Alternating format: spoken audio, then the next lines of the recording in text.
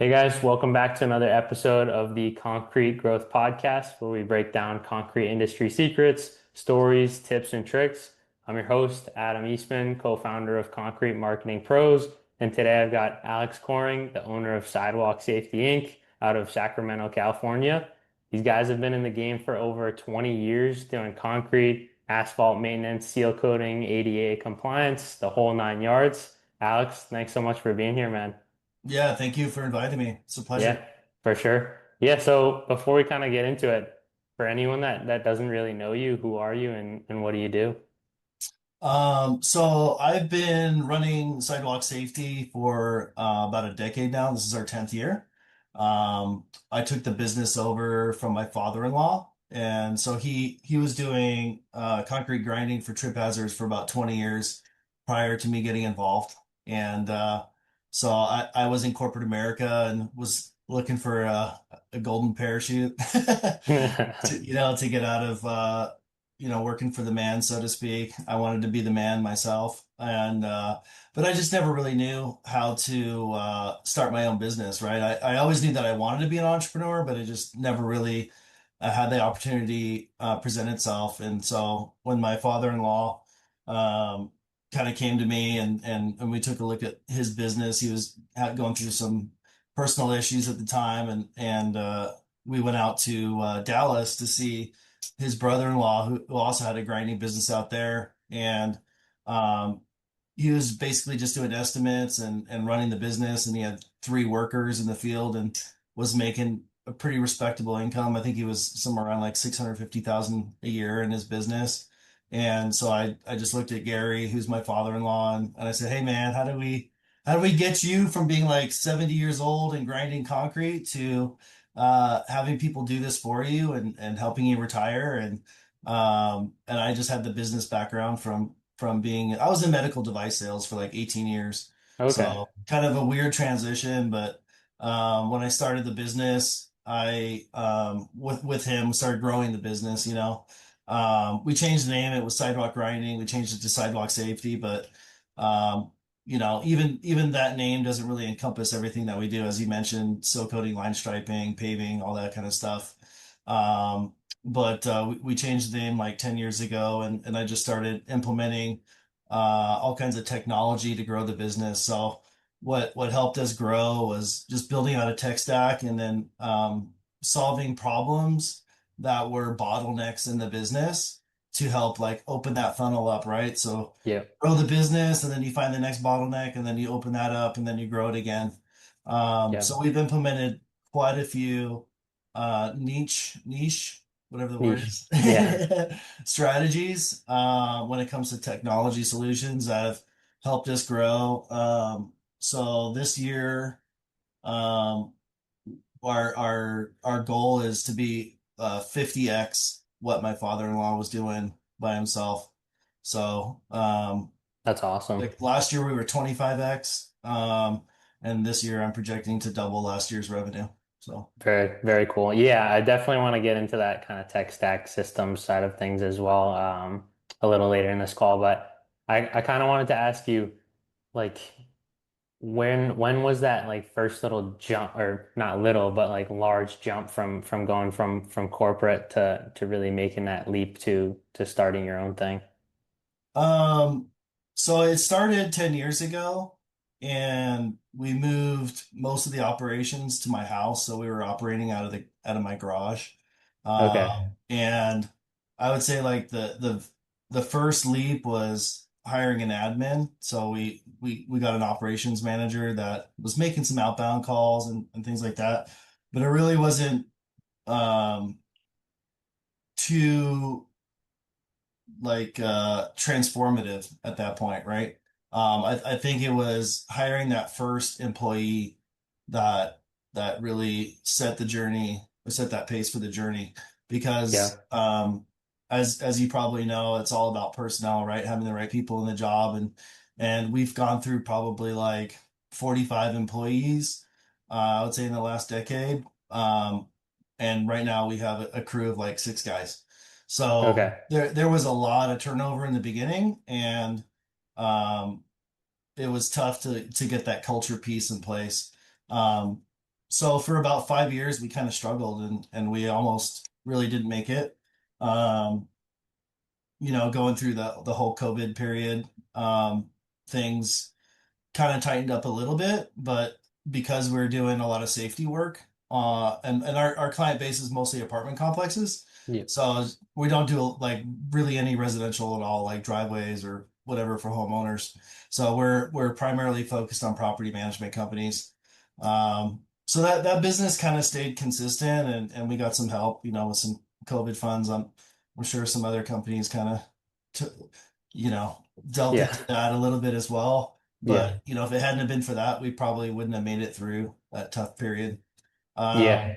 And then there was a fork in the road after about 5 years. I was still working in medical device sales and moonlighting as a concrete finisher. So I trained myself pretty much on how to finish. My first job was at first job finishing concrete. We hired my landscaper who was cutting my grass. He had a dump trailer and he knew how to break out concrete and pour it and finish it. And so he showed us how to do our first job, and now we're doing multi-million dollar jobs. So Yeah. That's uh, awesome. I think it's just understanding the process, and whether it's a $5,000 job or $10,000 job or a 50, you're just kind of repeating the same process, but like scaling it up and making it bigger. So I think it's just getting really good at the fundamentals Yeah. and then having confidence in yourself and taking risks. Definitely. Yeah. And then especially near the beginning, was there ever like a time where you were kind of like, what have I got myself into? Like, were you ever like, I'm sure there probably was a moment like that. Um, You know, I think it was the moment where I left that corporate job, right? I had to make a decision, and there was kind of a hard decision put in front of me, and it was either, stay on the path of corporate America or um, be a full-time entrepreneur. So that was like really the sort of the scary moment, is like making that decision and doing that jump off. Um, and like it was the best decision I ever made. Yeah. Yeah. Like, Of course. yeah. So looking back on it, it's just the uncertainty. And I think that like if people are getting started in the business or trying to start a business, you can always go slow. A lot of people do side jobs or whatever. California, it's a little harder because you have to have a contractor's license, and it requires 4 years of journeyman experience in California. But in other states, it's pretty much you go down to City Hall and say, "Hey, I want to be a contractor," and they're like, "Sign this document." And you're like, $50 later, you're a contractor. Yeah. Yeah. Yeah. For So, sure. so there's different barriers to entry, but we're fully licensed. I think we have like four licenses in California. We don't have our general contracting license, but um, yeah, that was pretty much the scary moment for me, was saying goodbye to a pay like a regular paycheck, and then relying on just myself to go out and hustle and make money and put food on the table. Yeah, definitely. That's awesome. And I know you kind of got into this earlier, with kind of the bottleneck analysis and that kind of stuff. Towards the beginning, what was maybe the hardest part about running the business? And then comparatively to now where you're at, if you could kind of talk on that. Um, yeah, when you get started in a business, I think there's two aspects. Number one is, can you do the work and can you perform the work? The second is, can I run a business? And they're two very different things, right? So if you're like an owner operator and you're out in the field and you're having to do estimates and you're out doing the work and then you're having to do all the billing, um, it becomes really challenging to really steer the ship in the direction that you want to go. You're kind of blown where the wind takes you, right? So it's tough to balance all of those things. And that was really the big challenge for us in the beginning, was understanding how to run a business, how to do accounting, things that I had never done before and I didn't go to school for. Mhm. So and now I mostly run the company. I very rarely get my hands dirty. I did this week. We're finishing concrete. My concrete foreman broke his arm. Uh, Oh no. yeah, well, not on the job site. He was painting his house and fell off a ladder. Okay, Go gotcha. figure. Yeah. Yeah. But so I got out there and it was pretty cool to get out there with the crew again and to be like, I guess I still got it. Old man still got it. Yep. Yeah, old man still got it, right. Yeah. Yeah, that's funny. And then kind of on the topic of working with your guys and kind of taking yourself out of the business, I know you said there was a lot of turnover with employees over the past kind of 10 years. Um, how have you kind of been able to build that culture and bring on guys who kind of believe in the same thing and are willing to stick it out for kind of the long haul?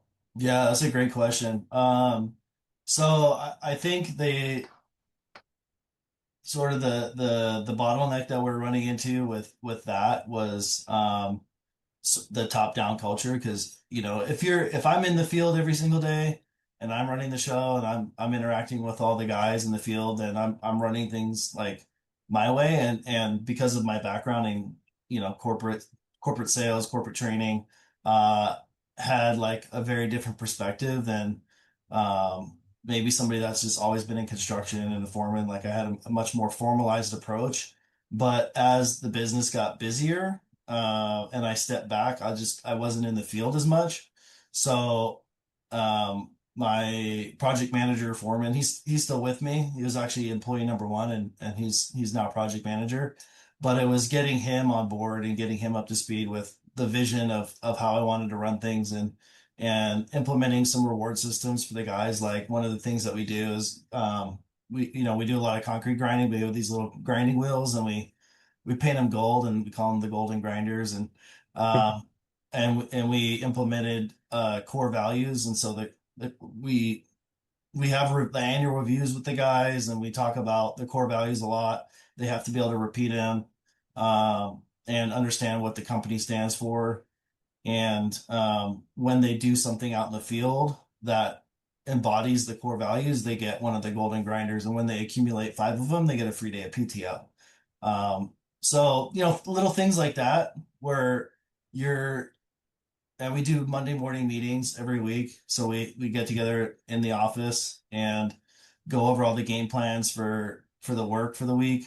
I think implementing that so that everybody's on the same page, and then you get to talk about if anybody has any questions or concerns about how the company's running or new tools and equipment that they want, things like that. Just really hearing the voice of the worker and trying to deliver to them an experience where they're like super excited about coming to work every day and being a part of the team and building that team culture rather than just like, hey, I'm showing up for a job. Like I'm showing up to a warehouse and or just a job site and I go to work and then I go home, but nobody ever talks about what it means to be part of a team.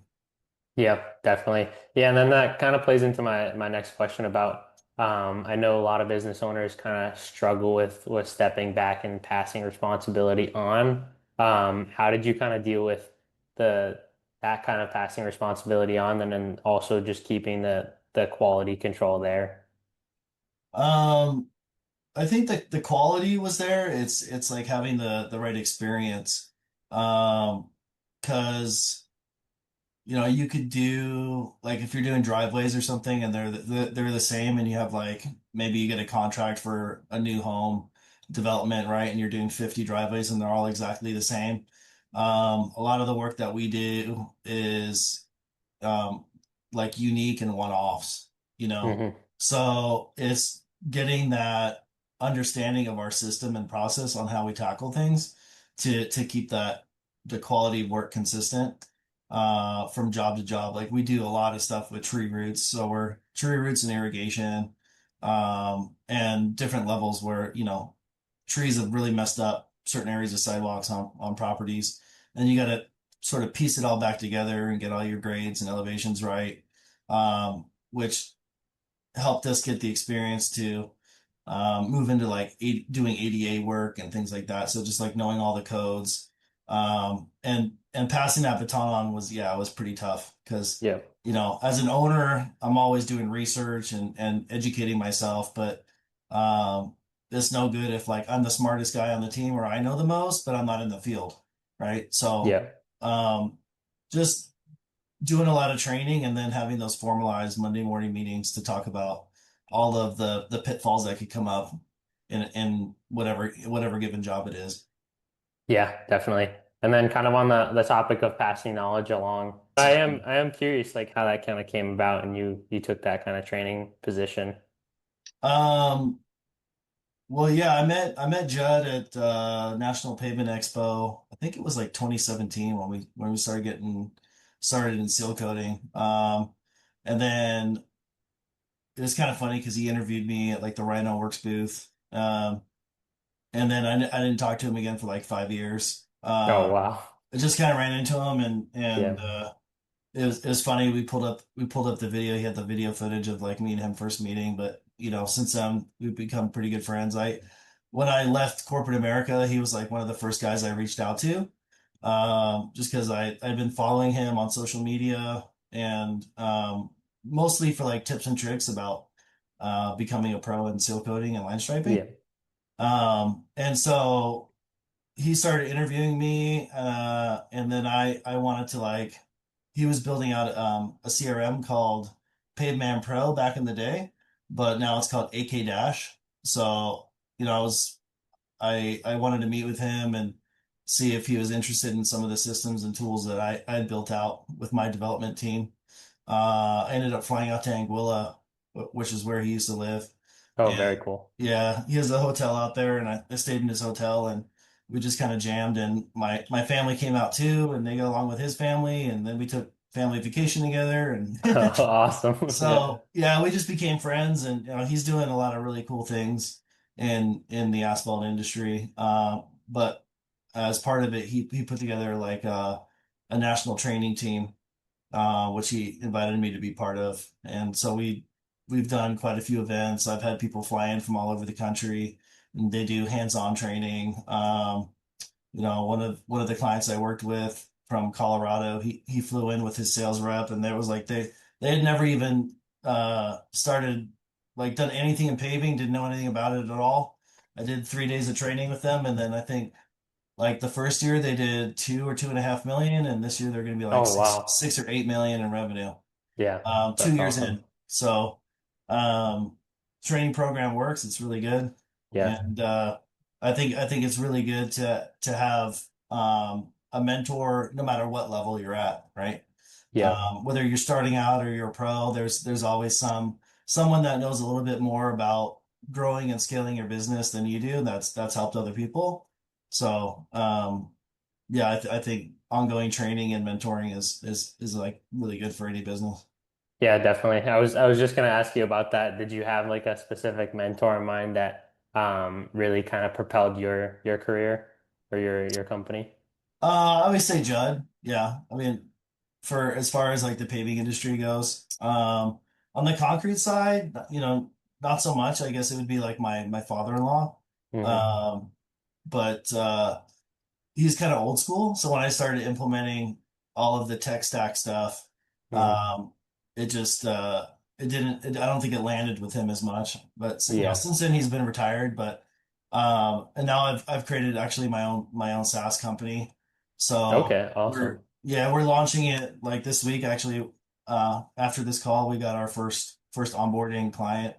Oh, very Um, cool. but it's called worksite.biz.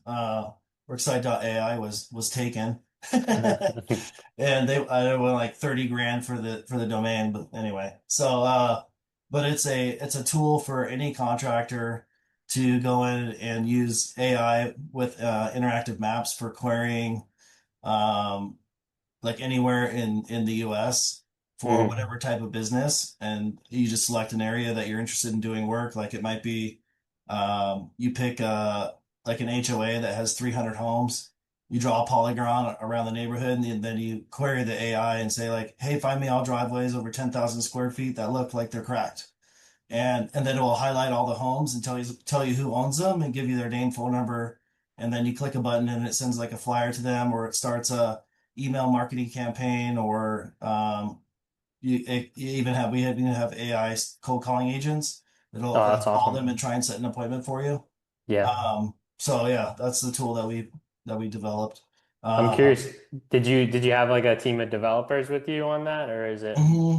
yeah, yeah. How long have you been working on that? About 4 months Okay, gotcha. And you're launching today. tomorrow? Today? Yeah. Okay, gotcha. Yeah, I'll definitely try to put that in the description as well. Okay. Yeah, I'll if you want, I'll get you a beta account so you can check it out. That would be awesome. Yeah, Yeah. definitely. I was also kind of curious. So I know we've been kind of talking about the tech stack and then kind of implementing that with kind of contractors. I know tech and contractors doesn't always like blend too well. I'm curious how that's been kind of working for you and your guys and trying to get them on certain things. I don't know what you kind of have them set up on as for like CRMs and that kind of stuff. Yeah, I built my own CRM. So we use Insightly as the base. So, people use HubSpot or Pipedrive or Zoho, Jobber, different things like Go that. high But level, yeah. yeah, they're like somewhat customizable. Mm, Insightly's like a really good platform. It's more like CRM centric than it is a marketing platform. So we just developed a system and a process within that. I would say like it took kind of like 6 years of development to build out. But it has, hundreds of automations built in. We were using Zapier to do a lot of the app connecting. Now Insightly's got their own built-in app connecting tool. It's based on the Workato platform, but it's pretty powerful. So we have, you know, automations for sending out reminders to clients and, moving all the different fields around. And we use PandaDoc for our proposal system. So it's all API yeah. driven. So anything that happens in the CRM, it talks to the proposal system, and then it also talks to our accounting platform, and it, transfers all the data. So with like literally just myself and one admin, we're going to be doing like, 5 million this year is our target. And that's like 2 employees on the back end. Yeah, So that's pretty insane. Yeah, I mean, I think also with the base AI is kind of moving at, it's just you don't need to bring on new people or any kind of team. You can just have, I don't know if you have any experience with like the new introduction of like agents or anything like that. yeah, I'm building an OpenClaw agentic workflow Yeah, right now. we have that set up on our end. It's Yeah. pretty insane. It just runs 24/7. You're just Yeah. able to have it do a bunch of things for you. Yeah. Um, But yeah, that's pretty insane. I don't think I've met any like kind of contractors doing any business with or ha that run anything with AI or like a tech stack that massive as yours. Um, I was also kind of curious. So is the Asphalt Kingdom stuff mainly just training for the actual like job, or have you kind of introduced any of like the tech stack and stuff like that to them as well? I mean, I have, but I think that like kind of like what you said, the average contractor, it blows past them. They're not super interested in it. I developed like a system with Google Maps, and that pretty much runs everything in our workflow, whether it be going out and doing an estimate. Like we have a tablet, the estimator logs in, it shows them their list of assignments. There's like little breadcrumbs. They click on the breadcrumb in the map, and then it will take them to like an embedded property map, and then they collect all the data, and the data goes into a table, and then we just like click a button, and then it like generates a proposal. That's Uh, awesome. so, and then once the client signs off on that, we transfer the information from that estimate map that lives with the property and then puts it in a project. And then that gets disseminated to all the workers. So the whole team can like log into we use QuickBooks Workforce.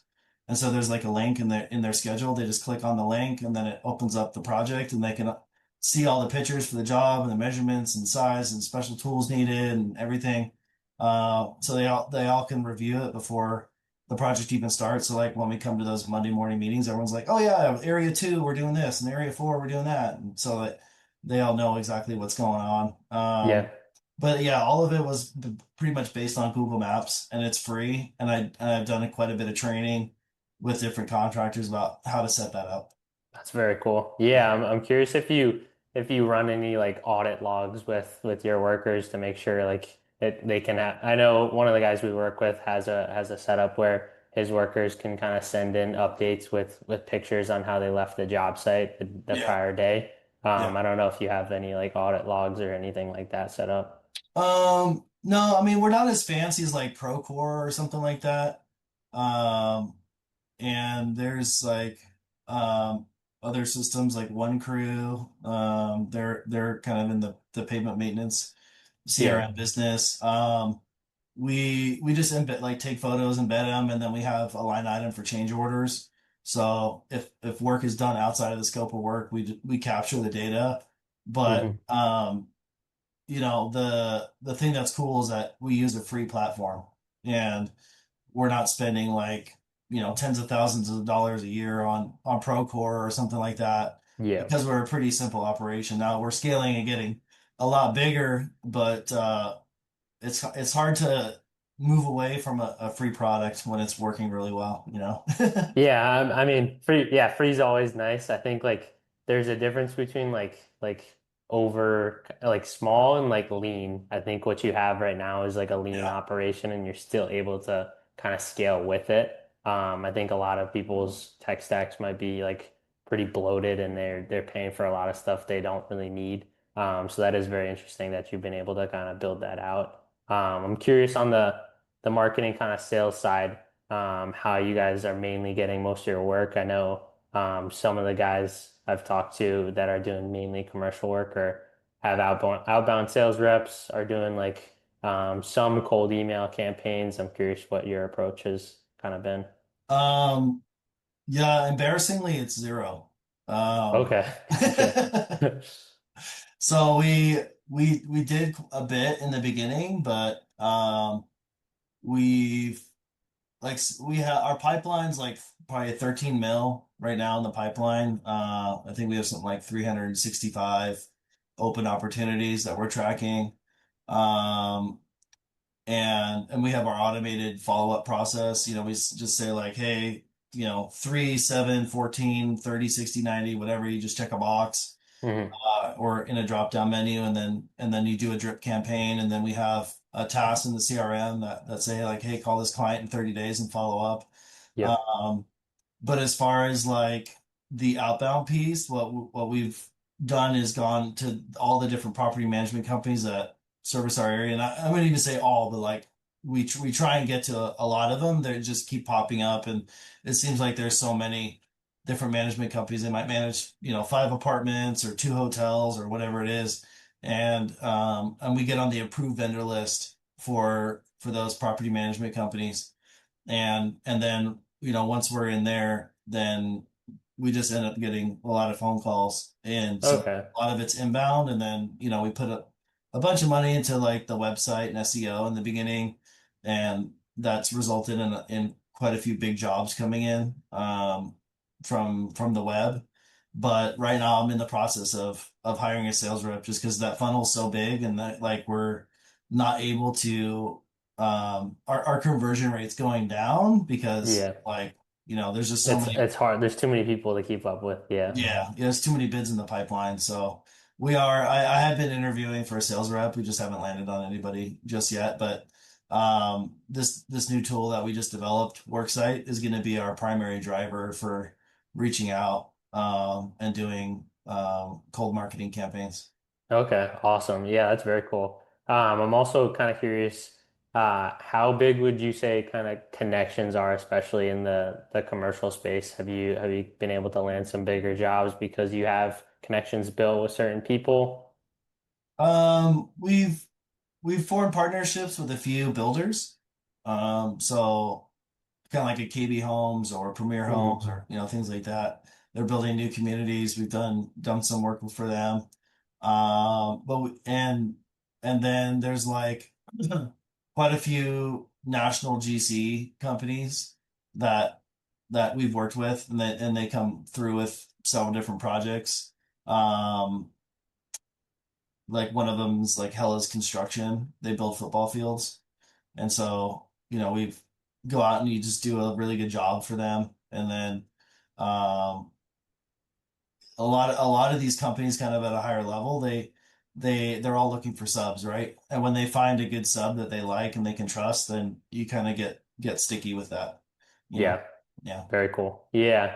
And then I was also kind of curious. I know a lot of our viewers watching are kind of people just starting out with their concrete businesses, but also maybe kind of hitting those high seven figures. If you were kind of starting out maybe tomorrow, you had zero clients, what would you kind of do to get yourself on the map and get that first kind of property management contract? Yeah, so I would build I mean, with sales 101, that's kind of what when I was 22, I started in sales, like selling copiers, and so that all of that was just feet on the street, go knock on doors, right? And then there's obviously the people the people that know other people, and then referrals, right? So reaching out to people, friends and family is number one, and then trying to get referrals. But nothing really replaces good prospecting on the internet, where you know I think in the concrete business, it's a little harder. I think the paving business is a little easier because there's asphalt literally everywhere, and you could just go and say Google Street View, and then you could see, oh, this parking lot's messed up. I think that the really the hard part is finding out who the decision maker is, and getting like the name, phone number, and email of the guy that's gonna pull the trigger on the deal. Yeah. And so that's where our platform is going to be helpful. I think for young contractors starting out that don't have relationships, is saying like, hey, this is the type of job I'm looking for. Where is the job? And then okay, now I'm going to connect with that person.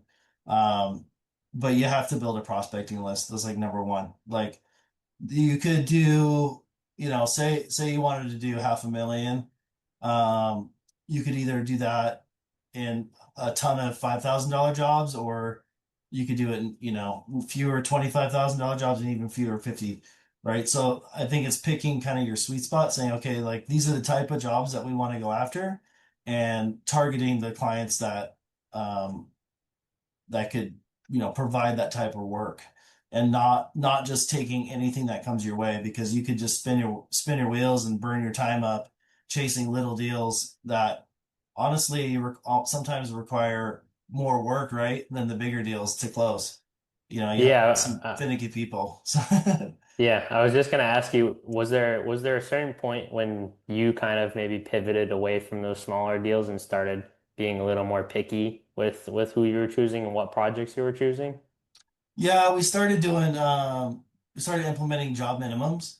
So that kind of weeded people out. If they said, hey, I got two trip hazards at my house and I want you to come service them, in the beginning, like we would just take any job, right? And now we'll take those kind of jobs. Our minimum just to send a truck out is $650 to 1,000, depending on how far it is. So even if they just want us to come do one little thing, okay, yeah, we'll come do it, but it's $1,000. So typically they'll go find another contractor. But um, where I'd say it's you have to be smart about, if you're going to take a small deal, that it's going to lead to something bigger. So, any company that sells products at a high level is going to have like that free product, right? Hey, here's a free trial and come on my website and try my software. And then there's like a low tier where you're not using it very much. And then there's a higher tier, and then it has different features.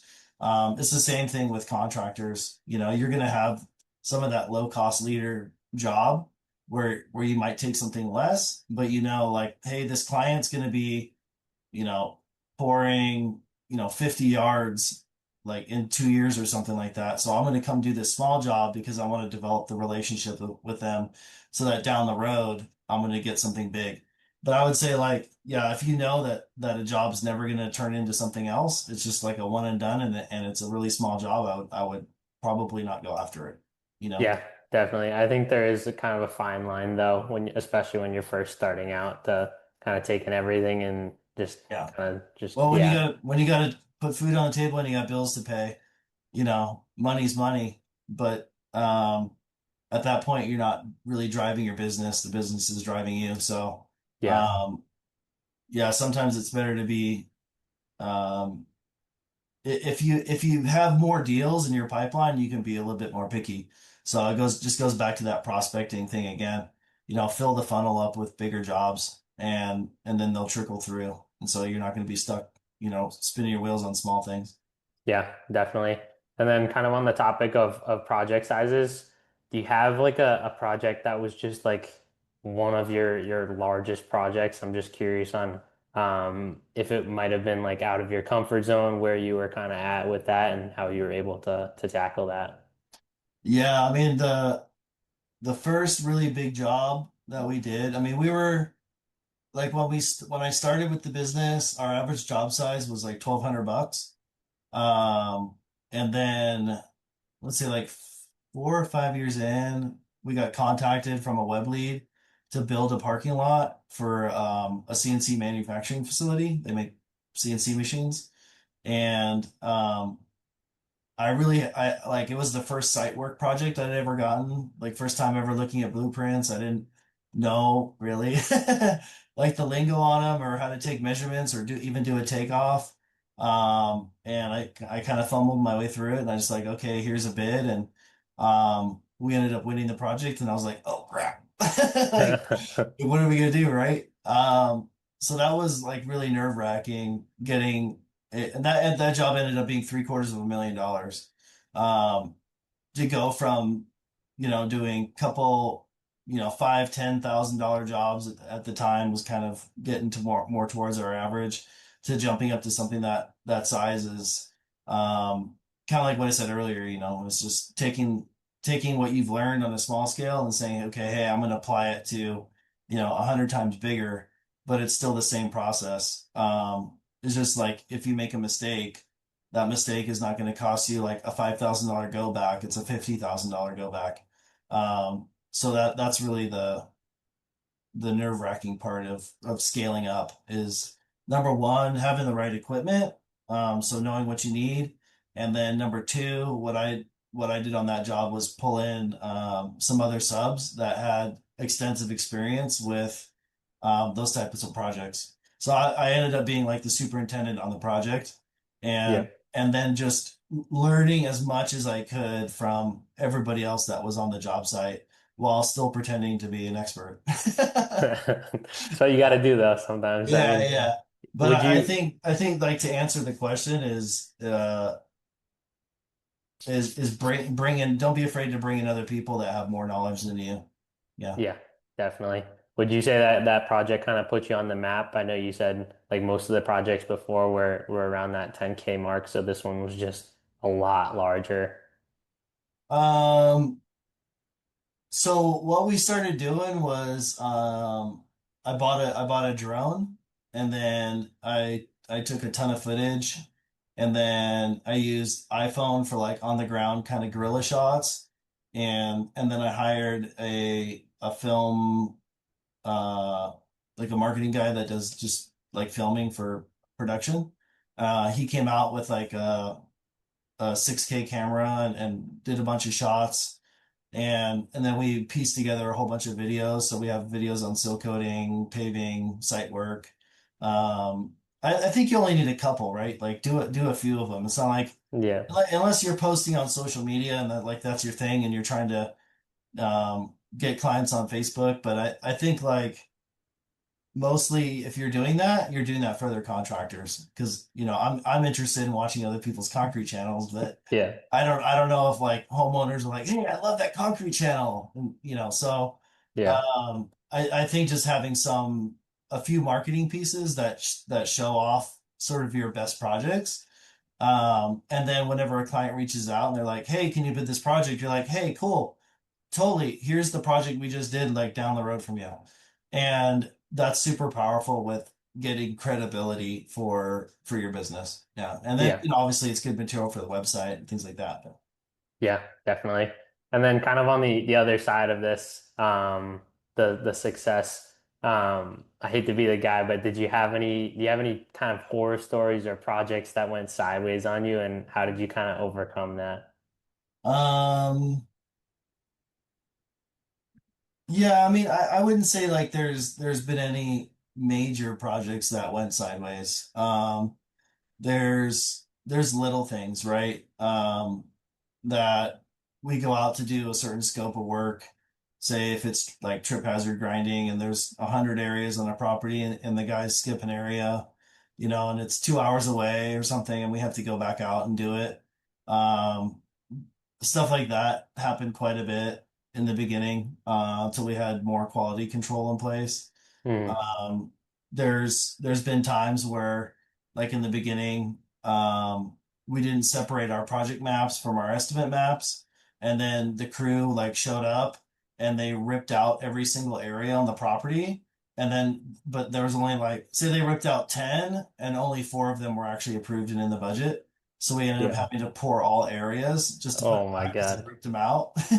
Yeah. So, like, what we learned from that is, when you collect all the data in our estimate maps, like you don't show that to the crew that goes out to do the work. You don't show them everything. You just show them what's being done.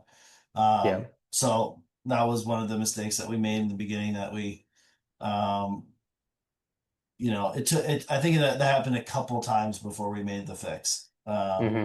But um, nothing I can think of as like major mess ups that ended up costing us a ton of money, except for like not 811ing things correctly and hitting Comcast fiber optics and Small things, small yeah, things. things like that. You get like a $5,000 bill to like reconnect a main fiber optic line in a public road.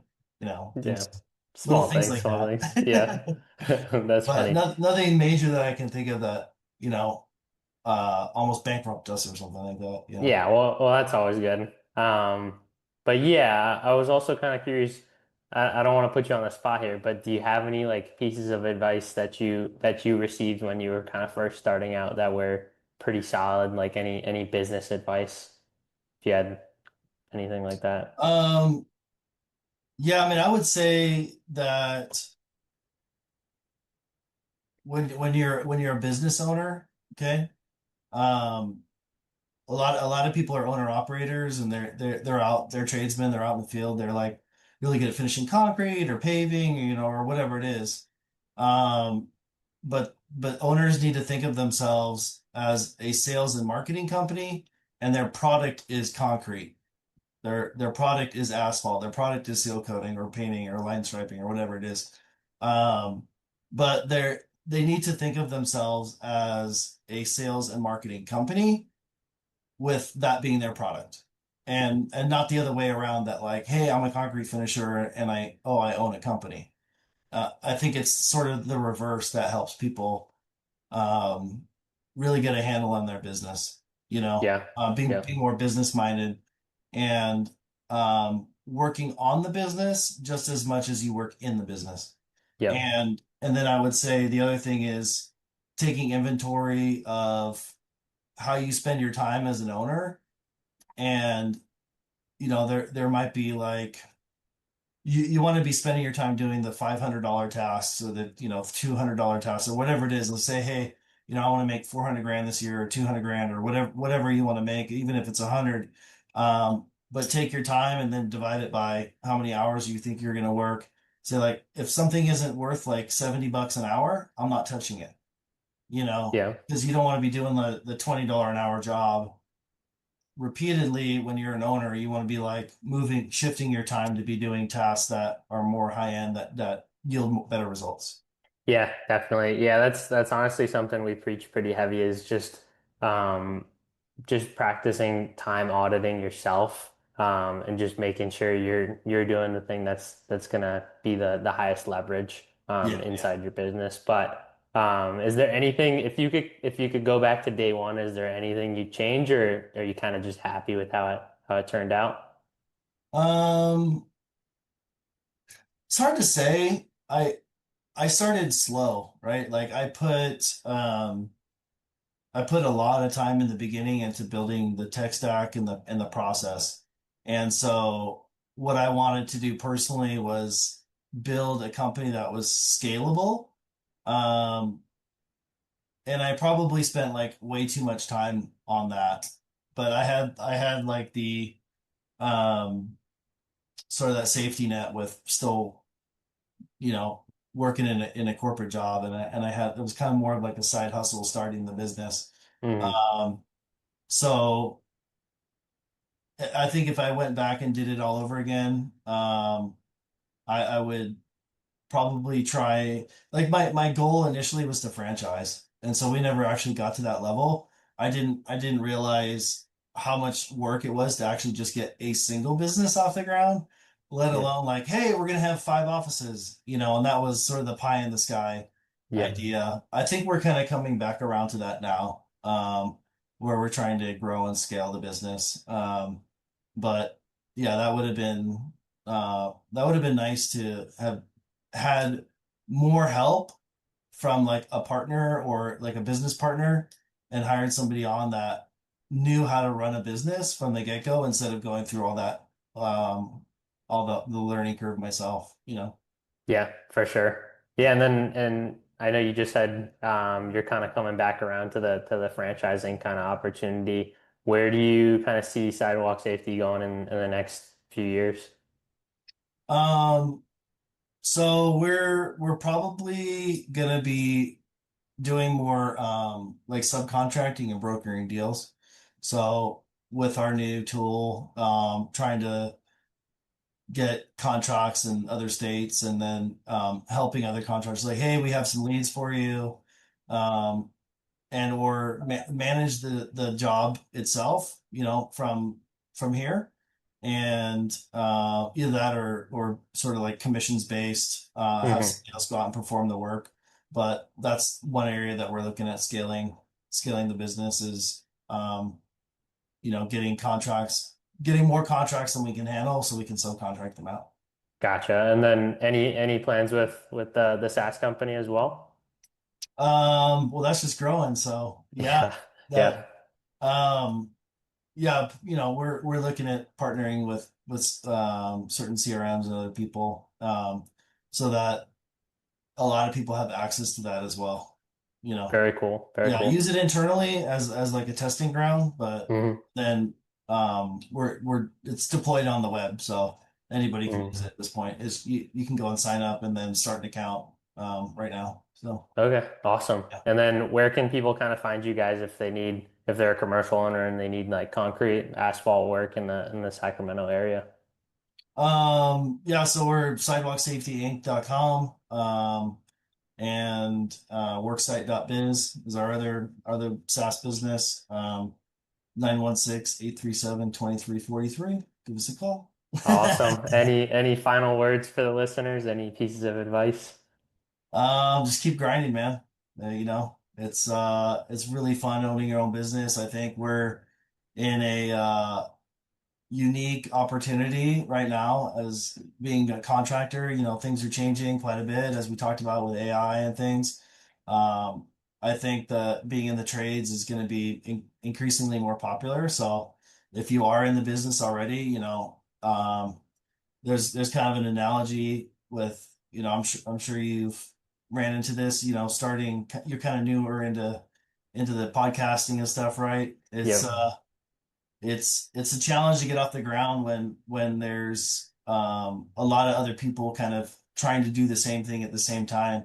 So get your plane up in the air, be flying above all the others before, um, there's like, I think there's going to be a big influx of people moving to the trades. So it's a good space to be in, and I think we're, kind of recession resistant. Everybody needs to fix concrete and asphalt, no matter what happens, especially when you work in, like the safety line of work, doing, like for us, trip hazard mitigation, liability work. So Yeah. just keep grinding and grow your business, get ahead of everybody. Definitely. Alex, man, this has been awesome. I really appreciate you coming on and sharing your story. Guys, if you're in the Sacramento area or anywhere in Northern California and you need concrete asphalt work, definitely go check out Alex and his team at Sidewalk Safety Inc. Links will be in the description. Alex, thanks so much for coming on the show today. Awesome. Thanks for having me.